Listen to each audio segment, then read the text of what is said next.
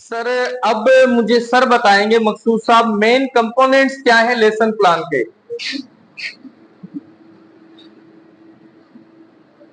मकसूद साहब।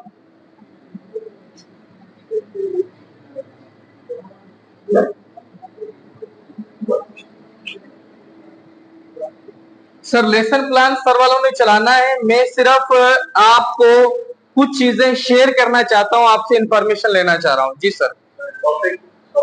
सर सबसे पहले हमारे पास टॉपिक सब टॉपिक वो स्किप कर देते हैं जी। पेडागोजीज कर लें।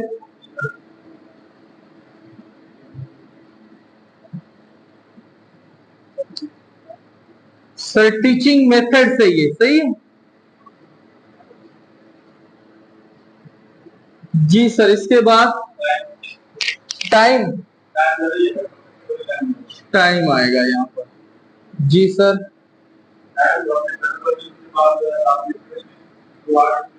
पेडागोजीज में आ गए। SLOs student learning. Sir it is the most important topic today. Sir आज का जो टॉपिक है बहुत ज्यादा इंपॉर्टेंट है। एक कंस्ट्रक्शन ऑफ टेस्ट, दूसरा लेसन प्लान, ये वो चीजें हैं जिनका आपसे डेली रूटीन में वास्ता पड़ता है। जी सर। रिक्वायर्ड मटेरियल लिख लेते हैं हम। जी sir. Assessment. Yes sir. Feedback है।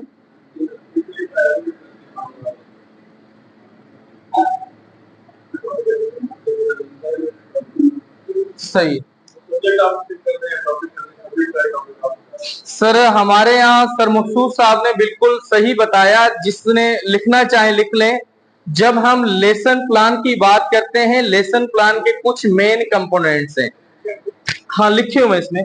जो सबसे इंपॉर्टेंट हमारे यहाँ लेसन प्लान का फॉर्मेट कोई भी हो सकता है, मगर एक टीचर को जब मालूम होगा कि भाई लेसन प्लान क्या होता है और मैंने करना क्या है, तो उसके लिए परेशानी नहीं होगी। सबसे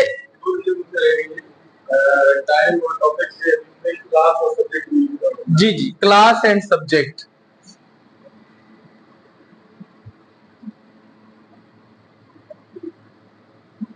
वेल डन। सर हमारे यहाँ जब एक टीचर को मालूम होगा कि लेसन प्लान क्या है और मैंने क्या करना है, तो उसके बाद उसकी फॉर्मेट किसी भी तरह का आ जाए, कोई भी टर्म्स यूज की जाए, उसे क्लियर होगा कि भाई लेसन प्लान ये होता है। ठीक है। मैं चंद एक पॉइंट्स पर डिस्कस करूंगा। आप आ जाएं अपने फॉर्मेट पर, पेज नंबर 82 पर आ जाएं।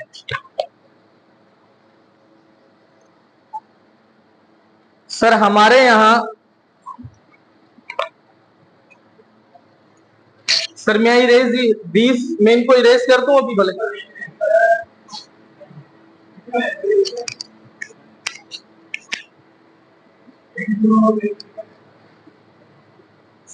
सर आज का टॉपिक थोड़ा तवज्जो से देखना, सर वाले इसे मजीद क्लियर करेंगे, इस वजह से हमने टास्क दिया है।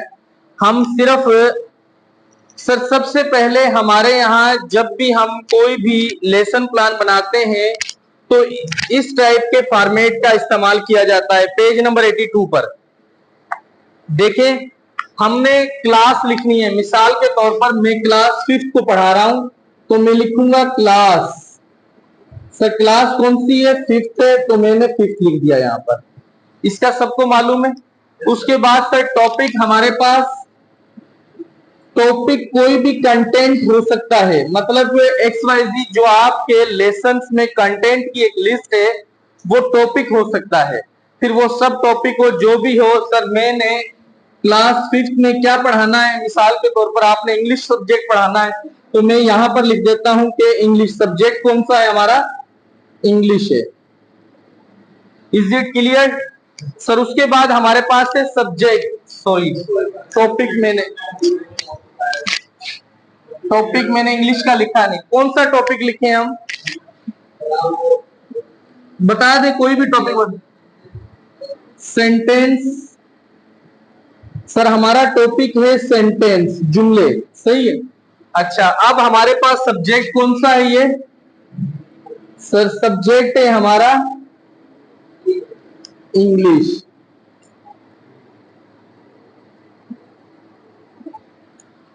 सर उसके बाद ड्यूरेशन क्या है? Duration means time. ड्यूरेशन कितना है? 40 मिनट्स या 45 मिनट, सही है। जो भी टाइम हो वो लिख देंगे आप। सर ये तो वो चीजें हैं। अच्छा, डेट लाजमी मेंशन किया करें, इसमें नहीं है। डेट लेसन प्लान में लाजमी मेंशन करें। डेट का फायदा ये होगा कि आपको पता होगा कि किस दिन हमने कौन सा टॉपिक चलाया था।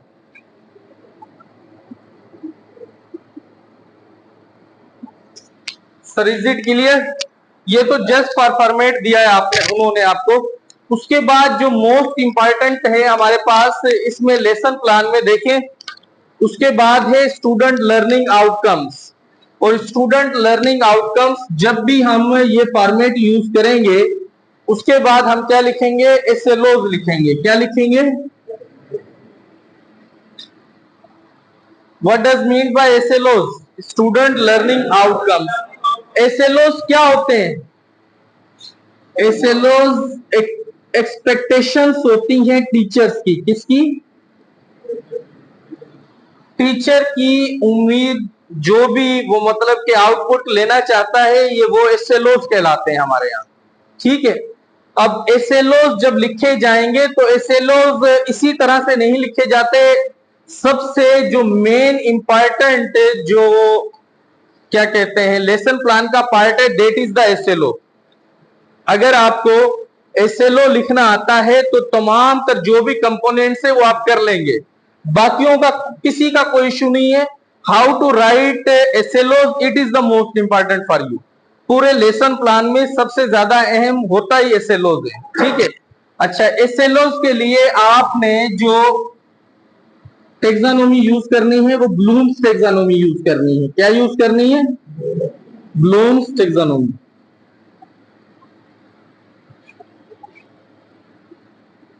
सर ब्लूम्स टेक्सानोमी हमारे यहाँ कितने लेवल से, उसके कितनी डोमेन से? 3 डोमेन से। कितनी डोमेन से? ये प्रीवियस टॉपिक था आपका, मैं आपको सिर्फ इंट्रेक्शन इसकी बता रहा हूं। जब आप एसएलओ लिखेंगे तो ब्लूम्स टेक्सानोमी को आप फॉलो करेंगे। ब्लूम्स टेक्सानोमी में 3 डोमेन्स है। इन 3 डोमेन्स में जो सबसे पहली डोमेन है that is cognitive. Sir cognitive के बाद अफेक्टिव, और देन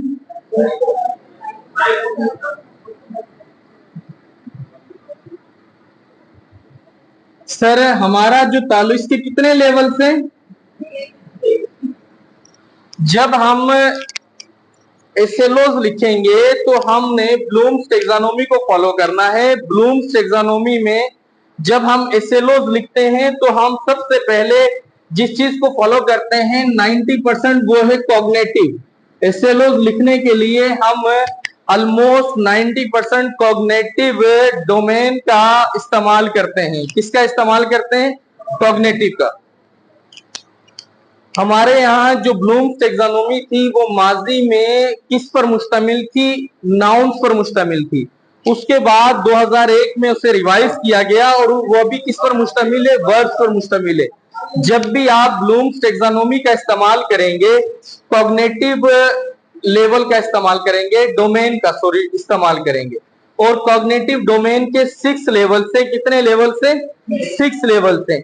अब 6 लेवल्स में जब आप एसएलओ लिखेंगे तो एसएलओ लिखने का तरीकेकार ये होगा कि आपने जब भी, चाहे किसी भी सब्जेक्ट का हो, तो उसमें आपने ये तरीकेकार इस्तेमाल करना है। द स्टूडेंट्स, फ्यूचर में लिखेंगे आप, क्या लिखेंगे? The students will be able to. Sir शागिर्द इस काबिल हो जाएंगे कि, will be able to, date, बच्चे या शागिर्द इस काबिल हो जाएंगे। ये एसएलओ लिखने का सबसे पहला पॉइंट ये है, जब आप एसएलओ लिखते हैं तो आप फ्यूचर टेंस का इस्तेमाल करेंगे। फ्यूचर टेंस का इस्तेमाल करने के फौरन बाद आप कॉग्निटिव डोमेन का इस्तेमाल करेंगे। कॉग्निटिव डोमेन में हमारे यहाँ 6 लेवल्स हैं, आप उन लेवल्स का इस्तेमाल करेंगे। ये इतना कॉम्प्लिकेटेड नहीं है जैसे आप समझें भाई ये ब्लूम्स ये वो। आप सिंपली ये करें, आपने लिखा कि students will be able to date तो नहीं आएगा यहां पर, विल बी एबल टू किसके काबिल हो जाएंगे, will be able to remember structure of sentences. तलबा जुमलों के स्ट्रक्चर के जानने के, याद करने के काबिल हो जाएंगे। अब देखें, जब हम इसकी बात करते हैं तो हमने ब्लूम्स टैक्सोनॉमी का जब भी हम एसएलओ लिखने के लिए इस्तेमाल करते हैं 3 चीजों का ख्याल रखते हैं। खास तौर पर 3 लेवल्स का ख्याल रखा जाता है। कौन कौन से लेवल हैं? सबसे पहले इसमें मेंशन है, वो देखें इन्होंने बताया हुआ है हमें। सबसे पहले कहता है जो आप एसएलओ बनाएंगे, आया वो नॉलेज बेस्ड है, वो क्या बेस्ड है, एसएलओ जो है वो नॉलेज बेस्ड है, या फिर वो किससे रिलेटेड है, अंडरस्टैंडिंग से रिलेटेड है।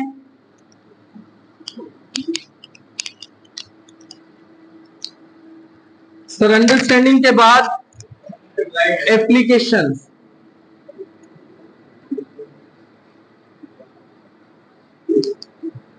अब आप समझ रहे होंगे सर हम इस तरह से जब लेसन प्लान बनाएंगे तो ये तो काफी मुश्किल हो जाएगा कि हम तो देखेंगे नॉलेज, अंडरस्टैंडिंग और application, but these are much simpler. अगर आपको कुछ वर्ड्स याद है, मैं सिंपली कहूंगा अगर आपको 50 से 100 वर्ड याद है,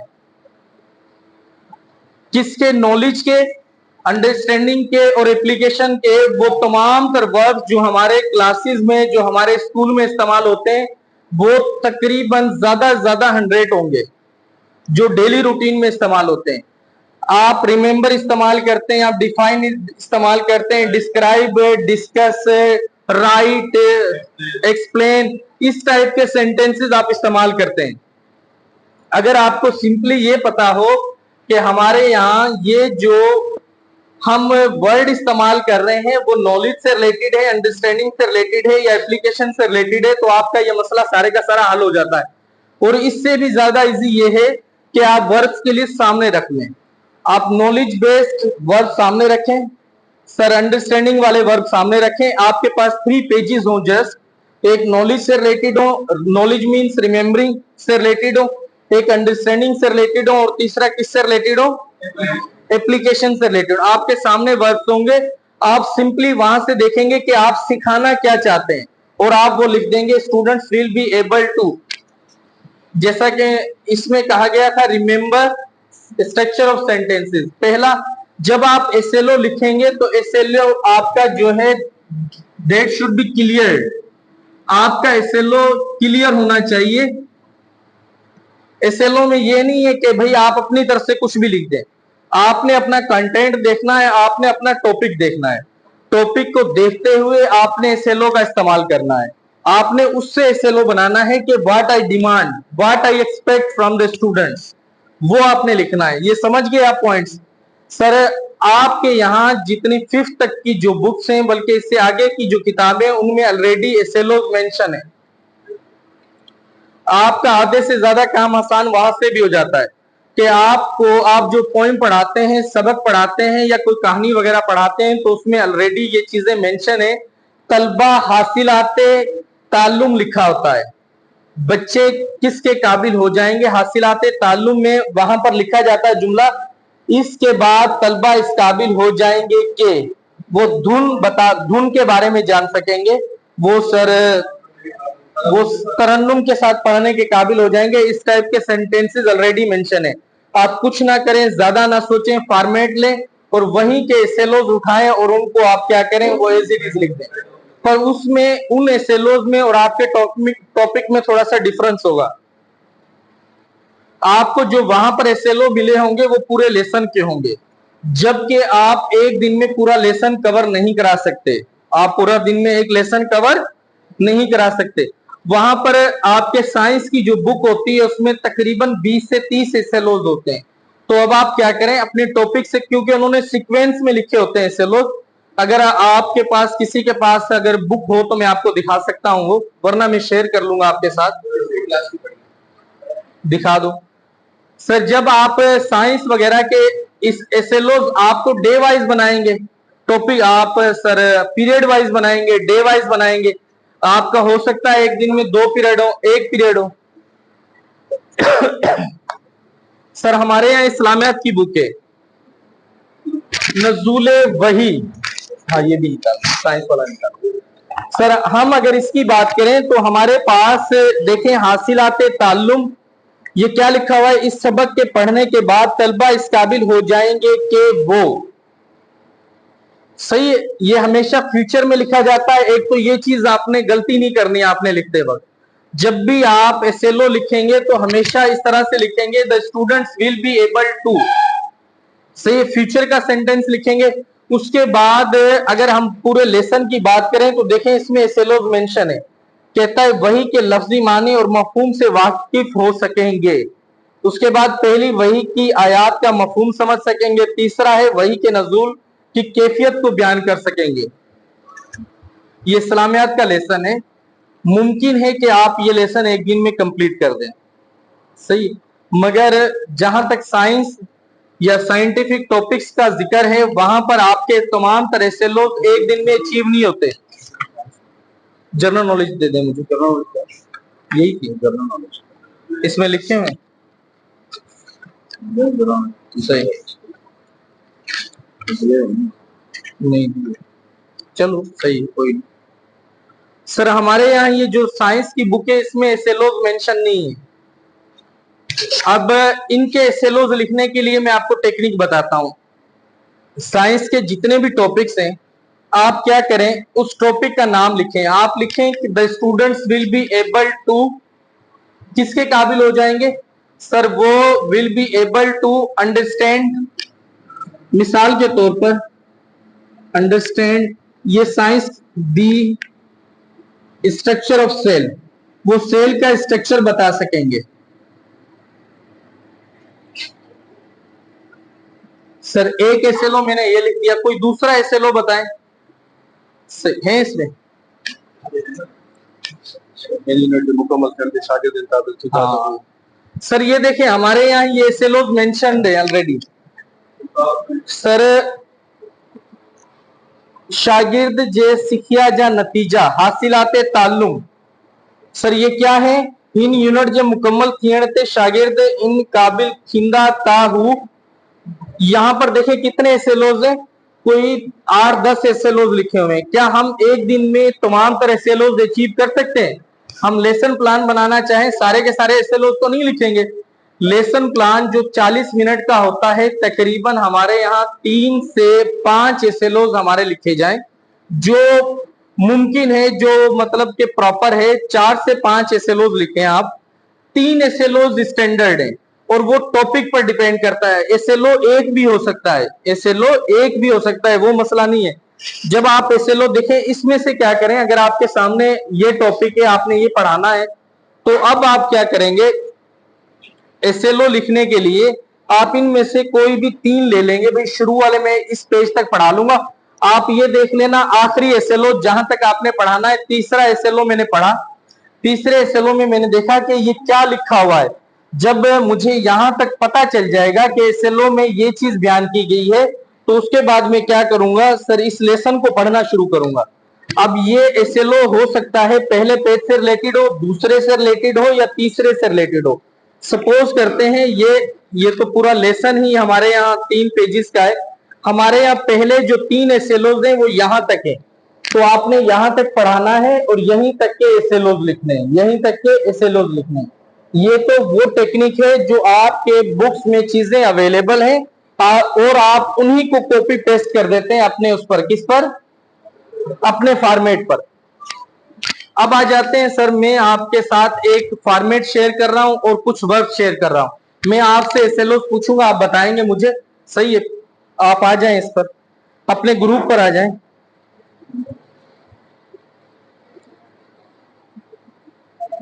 वर्ब्स की बात करें, आप अपने ग्रुप पर आए। देखो ऑलरेडी मेंशन है कि भाई हमने ब्लूम्स टैक्सोनॉमी का इस्तेमाल करना है। पूरी ब्लूम्स टैक्सोनॉमी को आप भूल जाएं, आपको सिंपली ये पता होना चाहिए कि भाई ये 3 इसके डोमेन्स है और कॉग्निटिव हमारे यहाँ इसके भी लेवल्स हैं, इसके भी लेवल्स हैं, पर हमने सिर्फ जो बुक में मैनुअल में मेंशन है वो 6 लेवल्स हैं। किसके लेवल्स हैं? वो कॉग्निटिव के लेवल्स हैं। जब भी हम एसएलओज बनाएंगे समझें कि कॉग्निटिव डोमेन यूज होगी। एक तो आपको इस चीज का पता होना चाहिए कौन सी डोमेन यूज कर रहे हैं, हम कॉग्निटिव यूज कर रहे हैं। उसके बाद सर ये जो वर्ब्स हैं हमारे यहाँ ब्लूम्स टैक्सोनॉमी से रिलेटेड, देखें कौन से वर्ब्स हैं जो रिमेंबरिंग में वर्ब आते हैं, वो फिक्स हैं। कौन कौन से? Define, describe, identify, list, name, recall, recognise, state, level, match वगैरह, सही है। अच्छा, इसके बाद आ जाए आप सेकेंड पर, अंडरस्टैंडिंग से रिलेटेड है। एक्सप्लेन, ये वजाहती जो भी चीजें हैं वो अंडरस्टैंडिंग में आएंगी। Summarise sir, paraphrase, interpret, classify, compare, contrast वगैरह, ये किसके थे? हमारे अंडरस्टैंडिंग के। उसके बाद अप्लाइंग पर आ जाए, एप्लीकेशन वाले। Sir use, implement, apply, demonstrate, calculate, perform, ये सारे के सारे किस में आते हैं? एप्लीकेशन में आते हैं। तो आपको ज्यादा सोचने की जरूरत नहीं है, आप ये वर्ड्स या इस तरह के दूसरे वर्ड्स, मैंने जो सर्च किए ये वर्ड्स हैं, आप जो सर्च करें हो सकता है चंद एक दूसरे भी आ जाएं, तो आप इसमें से ये वर्ड सामने रखें और आप अपना एसएलओ बना लें। अगर आपके पास बुक में एसएलओ मेंशन नहीं है, अगर आपको एक न्यू टॉपिक दिया जाता है तब आप एसएलओ ये बनाएं, अदरवाइज आप बुक वाले लेकर चलें, आपको ये टेंशन ही नहीं है। सही है सर? अच्छा, इसके बाद इसमें एनालाइजिंग के भी हैं, ये सारे के सारे लेवल्स के हैं, मगर आपने जब एसएलओ लिखने हैं वो सिर्फ इन्होंने जो बयान किया हुआ है हमारे यहाँ 3 लेवल्स को आपने यूज करना है। किसको यूज करना है? 3 लेवल्स। कौन कौन से लेवल्स? नॉलेज, अंडरस्टैंडिंग और एप्लीकेशन। आप सिंपली यहीं तक महदूद रहें, क्योंकि जो इंस्ट्रक्शन आपको दी गई है आप वहीं तक महदूद रहें और आप उसके मुताबिक एसएलओ लिखना शुरू करें। Have you got it? Bloom's taxonomy के साथ ये जो मैंने लेसन प्लान को अलाइन किया, आपको समझ आया? कुछ किसी हद तक समझ आया होगा, आपको ज्यादा शायद ना भी आया हो। सही। एसएलओ कैसे लिखेंगे आप? Students will be able to, एक तो ये जुमला जहन में रखना, तलबा इस काबिल हो जाएंगे के। सही है सर? अच्छा, एसएलओ लिखने का तरीकेकार आपको पता चल गया। आपको नहीं पता कि ये जो मैं वर्ब्स यूज कर रहा हूं वो किस कैटेगरी में आ रहे हैं, नॉलेज में, अंडरस्टैंडिंग में, एप्लीकेशन में, आप इसके बारे में ना सोचें। आप अपने सामने वर्ब्स रखें और आप उन्हीं को यूज करते हुए, मतलब उन वर्ड्स को देखते हुए, मीनिंग देखते हुए आप कोई भी अपना एसएलओ बना लें। क्लियर हो गया? जब आप एसएलओ बनाएंगे तो एसएलओ इस टाइप का ना हो। मिसाल के तौर पर मैं कहता हूं students will be able to solve exercise 1.1। अब भाई ये एसएलओ क्लियर नहीं है, आपके लिए क्लियर हो सकता है, बच्चों के लिए क्लियर हो सकता है। एक्सरसाइज 1.1 को सोल्व, उसमें क्या है? मल्टीप्लीकेशन है, उसमें डिवीजन है, उसमें क्या चीज दी गई है। अगर आप डायरेक्ट एक्सरसाइज को मेंशन करना है तो वो तो एसएलओ नहीं होगा। तो आप जब भी एसएलओ बनाएं अपने टॉपिक से, अपने कंटेंट से रिलेटेड बनाएं। समझ आया क्या? ये टॉपिक था और ये क्लियर, जबरदस्त। मतलब हमारा ये टॉपिक है और इसके बाद बच्चे इस काबिल हो जाएंगे, ये क्लियर हो गया। एसएलओ मेन जो कंपोनेंट था हमारे लेसन प्लान का वो क्लियर हो चुका है। अब आ जाते हैं सर हम आगे। उसके बाद हमारे यहाँ ये क्लास, टॉपिक, सब्जेक्ट, ड्यूरेशन और एसएलओ हो गए। उसके बाद हमने क्या करना है सर? इसके बाद जो सबसे इंपॉर्टेंट जो चीज है दैट इज कि आप जो टॉपिक पढ़ाने जा रहे हैं, आया आपके पास उससे रिलेटेड मटेरियल है? एसएलओ के बाद आपके पास क्या है? कुछ मटेरियल्स हमारे यहाँ स्कूलों में फिक्स है। मिसाल के तौर पर टीचर जाएगा, चाक लेकर जाएगा या बोर्ड मार्कर लेकर जाएगा। सर बोर्ड अवेलेबल होगा, चाहे वो व्हाइट बोर्ड हो, ग्रीन हो या ब्लैक बोर्ड। सर हमारे यहाँ टेक्स्ट बुक अवेलेबल होगी, चाहे वो कोई भी टेक्स्ट बुक हो, टेक्स्ट बुक भी अवेलेबल। मतलब ये अंडरस्टूड मटेरियल है जो मैं डिस्कस कर रहा हूँ। वो कौन सा मटेरियल है? ये अंडरस्टूड है कि ये तो चीजें होनी है।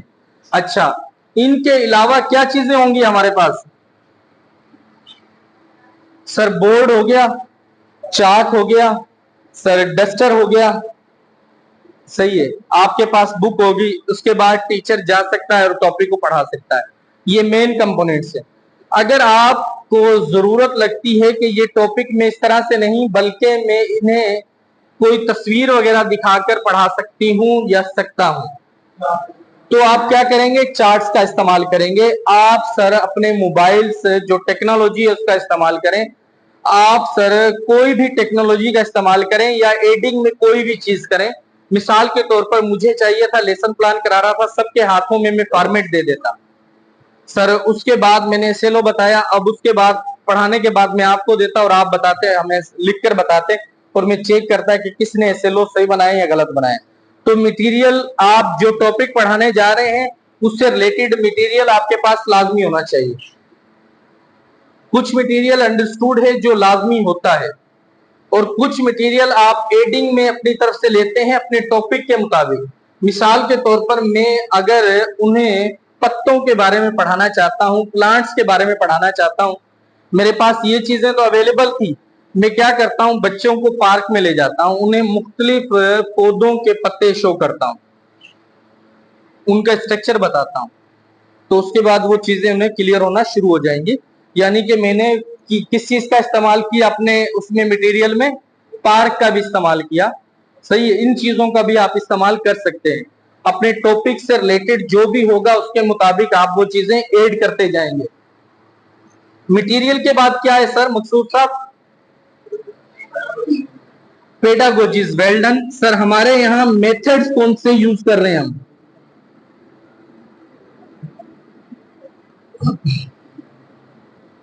सर अब हमारे यहाँ ये सब चीजें हमारे मेरे पास अवेलेबल है। अब मैं पढ़ा रहा हूं, मैं किस मेथड के तहत पढ़ा रहा हूं आपको? मैं लेक्चर मेथड का इस्तेमाल कर रहा हूं। किसका इस्तेमाल कर रहा हूं? लेक्चर मेथड का इस्तेमाल कर रहा हूं। हमारे यहाँ आज तक जितनी भी क्लासेस हैं वो तकरीबन 90% लेक्चर बेस्ड है, मगर आपने कुछ दिन पहले वाले टॉपिक में पढ़ा था, 22 स्ट्रेटेजीज पढ़ी थी, तो आप कोशिश करें कि उनमें से कोई भी स्ट्रेटेजी अप्लाई करें। ये मतलब कि लेक्चर मेथड से हटकर काम करें। आप प्रेजेंटेशन दें, आप डिमॉन्स्ट्रेशन दें सर, आप बच्चों को स्टूडेंट सेंटर्ड इस पर गौर करें, टीचर की इन्वॉल्वमेंट हो, थोड़ी बहुत हो, बच्चे ज्यादा काम करें।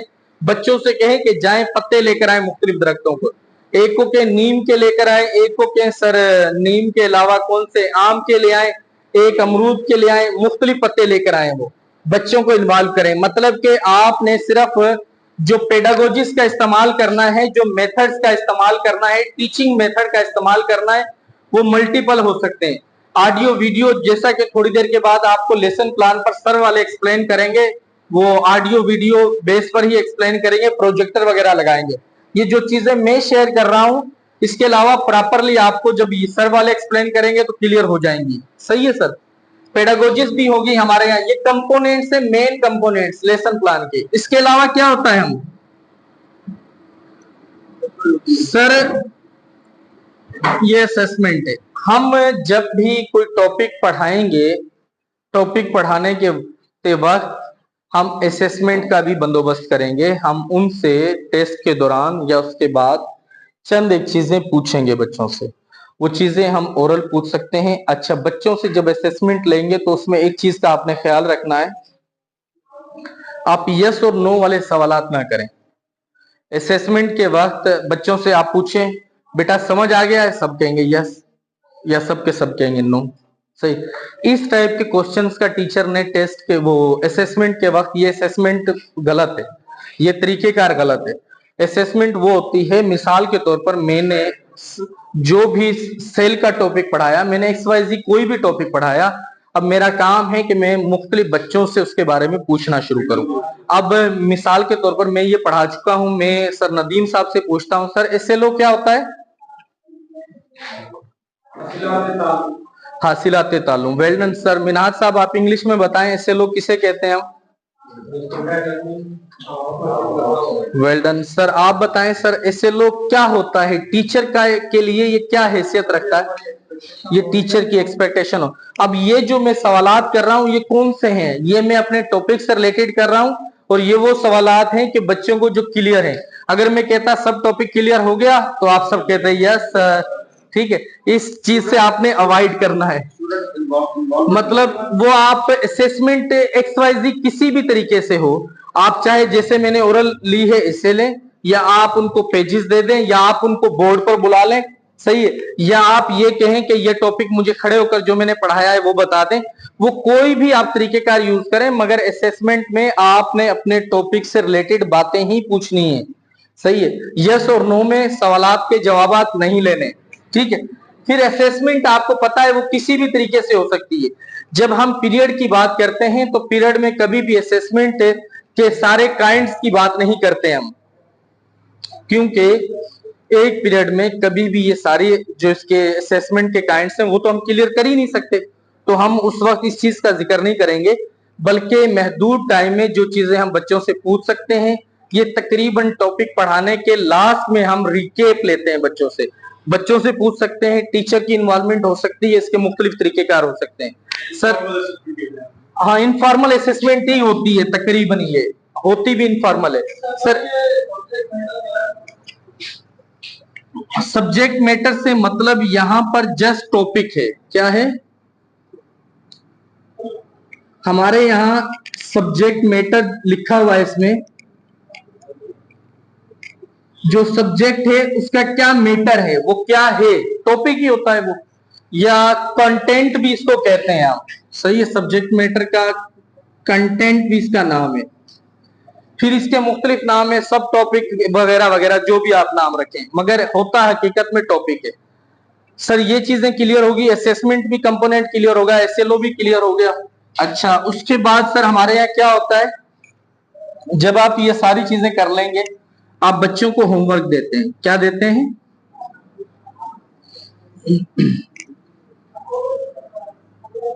जो टॉपिक मैं पढ़ाऊंगा, मैं आपसे कहता हूं मैंने आपको लेसन प्लान के बारे में पढ़ाया है, आप कल क्या करें, लेसन प्लान बनाकर लाएं, वो मेरा होमवर्क हो जाएगा, आपका होमवर्क हो जाएगा सर। उसके बाद होमवर्क के बाद आप एविलेशन भी कर सकते हैं इसकी सर। अच्छा, लास्ट में एक जुमला होता है अक्सर का लेसन प्लान में, द लेसन वाज,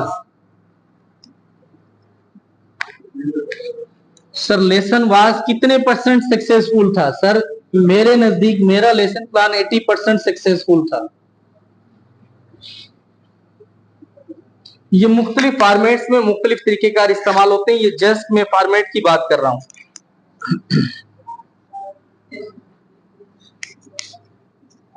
सर। इसके अलावा आप इस तरह के मुख्तलिफ नाम देखेंगे कि रिजल्ट आपका क्या था, आप फॉर्मेट में लेसन प्लान में रिजल्ट का वर्ड भी आ सकता है, एविलेशन का वर्ड भी आ सकता है, इस टाइप के मुख्तलिफ टर्मिनोलॉजीज इस्तेमाल हो सकती हैं, मगर आपने जो खास तौर पर तवज्जो रखनी है वो एसएलओ पर, मटेरियल, पेडागोजीज और assessment, these 4 to 5 components are most important. इन सब में सबसे ज्यादा इंपॉर्टेंट ये और ये और ये, एसएलओ, पेडागोजीज, असेसमेंट। मटेरियल का भी सबको पता होता है, सही है सर।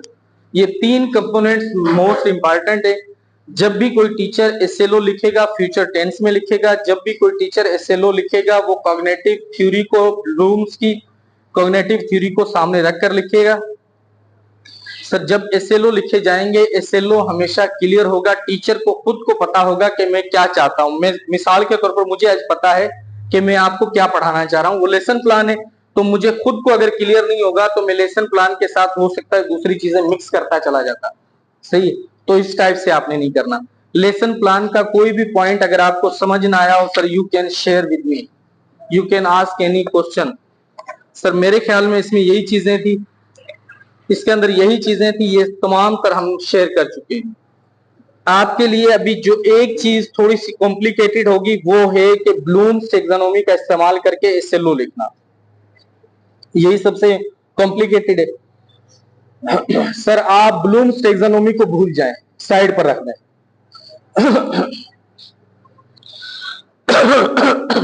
यार गला मेरा खराब है रात से, बहरहाल फिर भी मैं बोल रहा हूं, सलाम हो मुझे ना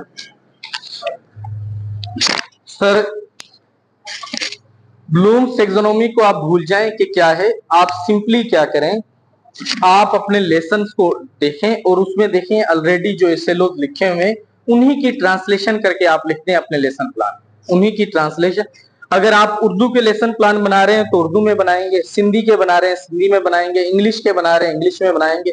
सिर्फ मैथमेटिक वाले में मर्जी है कि आप कोई भी जबान इस्तेमाल करें, सही। सिर्फ मैथ्स वाले में आपको परमिशन है कोई भी आप जबान इस्तेमाल करें, वरना इंग्लिश वाले इंग्लिश में बनेंगे, सिंधी वाले सिंधी में। जिसमें कोई सब्जेक्ट होगा, अगर साइंस आप इंग्लिश में पढ़ाते हैं तो आप लेसन प्लान भी इंग्लिश में बनाएंगे। ये तमाम तर चीजें आपको पता है। अब मैं कह रहा था कि एसएलओ लिखने का तरीकेकार जो आप कॉग्निटिव बेस पर लिखते हैं, आप ब्लूम्स को रखें साइड पर, आप ब्लूम के बारे में ना सोचें। आप सिंपली ये रखें कि हमारे पास ये वर्ब्स हैं और ये 3 तरह के वर्ब्स मैंने इस्तेमाल करने हैं। कौन कौन से? अंडरस्टैंडिंग के और नॉलेज के, तीसरा एप्लीकेशन। इन तीनों वर्ब्स की जो आपके स्कूल में सवालों में देखें, सवालों में लिखा होता है तहरीर करें, 5 अंबिया इकराम के नाम लिखें, नाम लिखें। नेम एक वर्ब हो गया, सही। आपकी बुक में जो वर्ब्स की लिस्ट है, जो आपके बुक्स में वर्ब्स हैं, आप उन्हीं को अपनी तरफ से लिख लें, भाई ये वर्ब्स इसमें यूज होते हैं। अगर आपको वो भी मुश्किल लगते हैं तो आप वर्ब्स की एक पूरी लिस्ट नेट वगैरह से सर्च करें कि the most important verbs use for SLOs, वो आपको पता चल जाएंगे। तो ब्लूम्स टैक्सोनॉमी इस्तेमाल भी हो जाएगी और आपको पता भी नहीं चलेगा, वो खुद ब खुद काम भी कर रही होगी, सही। अब इसमें ज्यादा सोचने की जरूरत नहीं है कि ये अंडरस्टैंडिंग का है, ये एप्लीकेशन का है, ये नॉलेज का है, ये भी नहीं सोचना आपने। आपने सिर्फ ये सोचना है कि मैंने जो एसएलओ बनाया, आया वो क्लियर है या नहीं, आया वो क्लियर है या नहीं। और कभी भी एक चीज से एसएलओ लिखते वक्त अवॉइड करना है, students will be able to remember and understand the structure of it. मैं एंड लगाकर 2 एसएलओ को मिक्स कर रहा हूं, it is not the method to write a SLO. जब एसएलओ लिखें तो हर एसएलओ अलग होना चाहिए, एसएलओ कभी भी कंबाइन ना करें, ये दूसरा पॉइंट था इसमें। और हो सकता है, देखो ये या ये इसमें या ऐसा हो सकता है, सही। दरअसल एक ही वर्ब यूज हो रहा है ना, और में दिस और दिस, वो तो सही है, मगर यहां पर 2 वर्ब्स का इस्तेमाल हो रहा है। एक हो सकता है रिमेम्बरिंग से रिलेटेड है, एक अंडरस्टैंडिंग से रिलेटेड है। तो आप जब अंडरस्टैंडिंग करा रहे हैं तो उसका एसएलओ अलग बनाएं, अगर रिमेम्बरिंग करा रहे हैं उसका एसएलओ अलग रखें। सर कोई डाउट हो इसमें लेसन प्लान में मुझसे पूछ लें। ये जो फॉर्मेट आपके सामने है, इसी तरह का फॉर्मेट आपने अपने इसमें रजिस्टर में बनाना है और उसके बाद जो मुख्तलिफ सब्जेक्ट्स हैं उनके लेसन प्लान आप बनाएंगे और आपके ये इसमें क्या कहते हैं पोर्टफोलियो में लगेंगे।